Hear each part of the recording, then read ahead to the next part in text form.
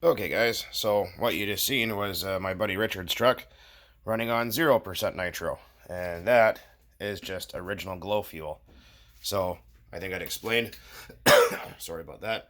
These engines do not require nitromethane to run. They require methanol to run, which is this stuff. It doesn't have to be this brand. If you live in the States, it'll be Heat in a yellow bottle about that big. So it's not really any cheaper to do this. It's just something we like to experiment with once in a while, or run in old engines that require no nitro, such as my old Enya 60, which is, well, it's over there that way. Anyways, so 32 fluid ounces of methanol is 1 quart, right? Then you'll need 3.8 fluid ounces of this stuff. It doesn't have to be Blenzol. You can use Maxima 927 castor oil. You can use Blenzol, or sorry, what is it called there? Klotz Benol, the green label castor oil, or you can use Klotz Super Tectoplate. That's a really good one because it gives you the benefit of both synthetic and castor oil. You will also need a hot glow plug, and by hot I mean temperature-wise, because, well, there's two different kinds of hot glow plugs. There's a long reach and a short reach. Your short reach will be like an OS number 6 or OS A3, or your standard long reach plug will be the OS LC3. So you'll need some measurement equipment, something like this. You're going to have to do a little bit of conversion into fluid ounces from milliliters. You can easily Google that, and then you're going to need something to put it in. Obviously, this is currently full, and that's what it looks like. I know it looks like water, but methanol has no color, and this oil is completely clear. Let's see if I can demonstrate that for you. You might be able to see down there. Let's see here.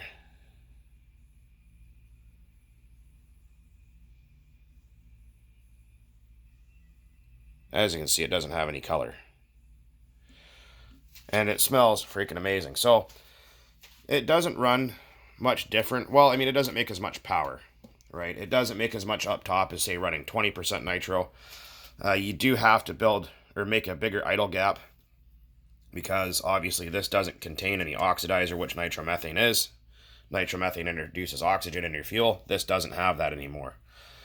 You will often have to lean your low speed a little bit and adjust your high speed rather. You're going to have to lean your high speed out a little bit, make a bigger idle gap, and then adjust your low speed.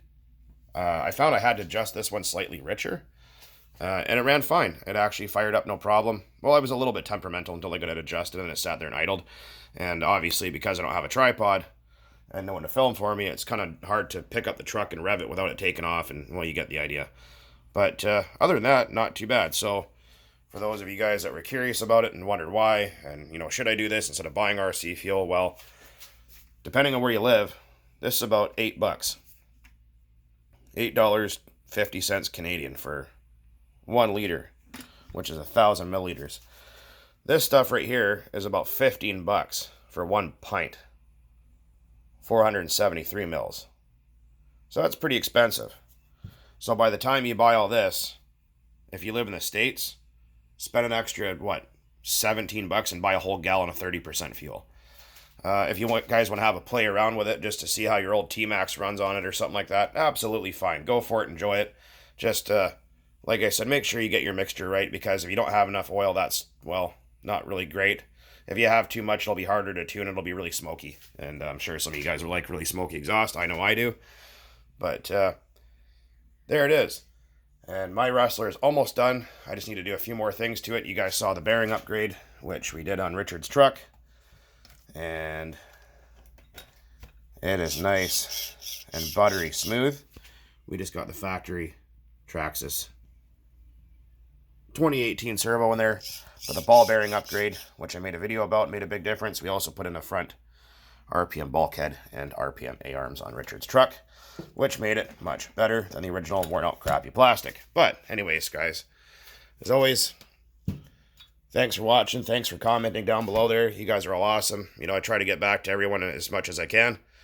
And as always, keep on burning nitro, or experiment and burn without nitro and freak out your buddies that are nitro heads. Anyways, guys, later.